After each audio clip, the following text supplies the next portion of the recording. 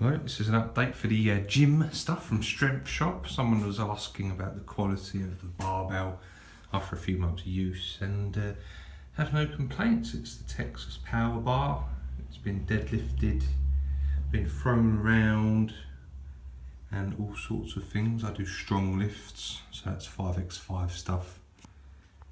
I've obviously started from beginner, so I'm not an expert and I'm not totally heavy, but what I will say is though, the bar feels really good. I had a cheap bar a couple of years ago when I was into strong lifts before, and yeah, it doesn't bend, it doesn't wobble.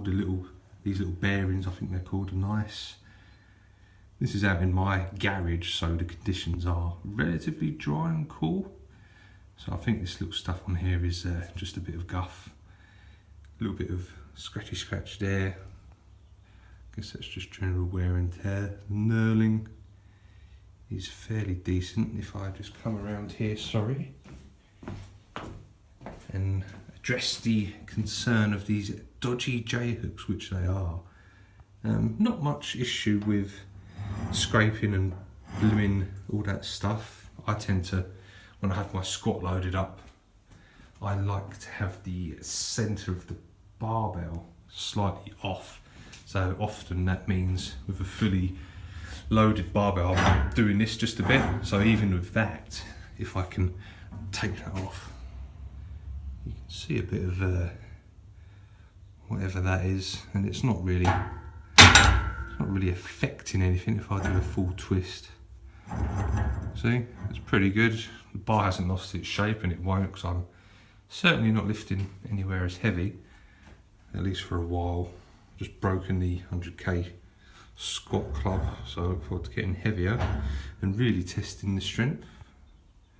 It's a bit dark over here, I do apologise, but let me come around and we'll have a look at this side. Same again, a little bit of scratchy scratch, but nothing egregious. Yeah, it's looking alright. Got this little funky stuff on here, but I think it's just the conditions. Bearing in mind I haven't done any sort of cleaning care. Push that along. Nothing whatsoever, and the bar still looks good. It feels good.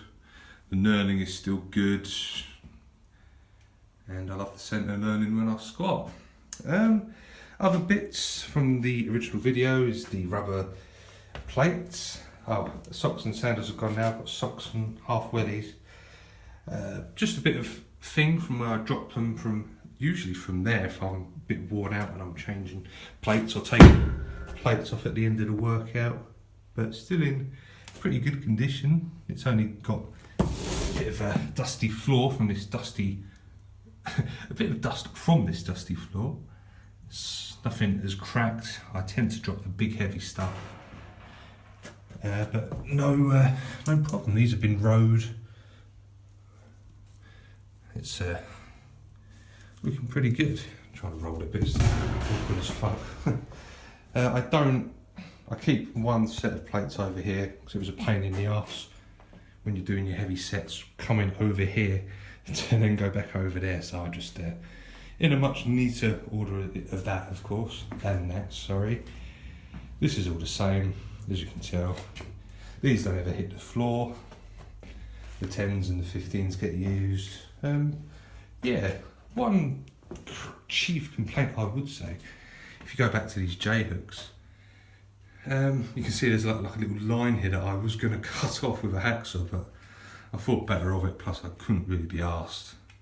It's when, again, this is personal to my height, but I was hoping to get these off, because when I squat I have to sort of get under the bar and then lift it more than I would like to get it over. But if I lower these J-hooks down by one, it's too low and I'm sort of crouching, so that's my only complaint. Strength Shop do like a less bloody shapely hook than this. It's more of like a flatter with a smaller hook, so I was thinking of getting them, but to be fair, I've just gotten used to it. You can see I've scraped in my little markings for the other two detachable J-hooks. I was going to do the same for these for the overhead press, little line there. these come off and just go into these things. That's why I've drew little lines on, just so I know my exact height for benching. And the overhead press goes in the top one, so that's easily done. Yeah, still no complaints. The bar is still fantastic. I couldn't make any complaints if I wanted to, really. Well, actually, yes, I could. I thought the knockoff locks were a bit JoJo compared to the proper ones I got a couple of years ago. The lockjaw ones. Where do I keep them up here? Lockjaws were just nice. They just go click. Whereas these have got like a little clip as well. Just thought that was a bit annoying. And you have to just use a bit more force, and it's just like, nah. I stayed with the original lockjaws. But yeah, didn't work. Yeah, bar's looking good, feeling good, lifting heavier, and the condition is good. I bought all this shit to last, and it seems to be. I know it's only, we're in August now, I got this in January. Maybe I'll make another video in a year, but and again, someone mentioned about the height of the garage cage. This is not the traditional cage. I forget the little gimmick, what it's called, the 4 cage or some shit. But this is the garage cage. Now, I don't have a tape measure handy, but I am 5'10", and this camera's right in front of my face, if that helps. So if you're 6 foot, I'm gonna go on my tiptoes. You can still see you've got a bit of clearance. I know I've got these lights here. Like I said in the last video, if I'm doing chin-ups and I'm a bit taller, I'm getting a nasty shock. But there's still plenty of room. I mean, this is still in front of my eyes. If this helps, I'm tiptoeing on my 2-inch mats as well. If you can, I don't know what this would be the equivalent height, maybe 6'5"? No idea. But yeah, anyway, I'll stop being a knob now. But yeah, good stuff. I like it. Very happy. Strength Shop's good. I'm not a sponsored wanker. Thank you, bye.